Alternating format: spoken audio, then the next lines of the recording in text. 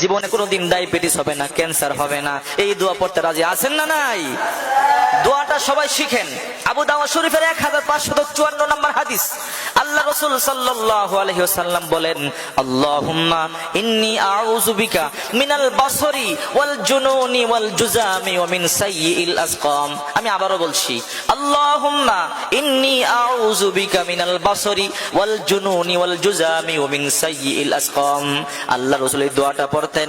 এই দোয়া যদি আপনি সব সময় পড়তে থাকেন, ইনশাআল্লাহ অবশ্যই কোনোদিন ডায়াবেটিস হবে না, ক্যান্সার হবে না, প্যারালাইসিস হবে না, হার্ট অ্যাটাক করবেন না, স্ট্রোক করবেন না, আপনি কোনোদিন পাগল হবেন না। সর্বপ্রকারের বিপদ আপদ থেকে আল্লাহ হেফাজত করবেন। সুবহানাল্লাহ বলেন।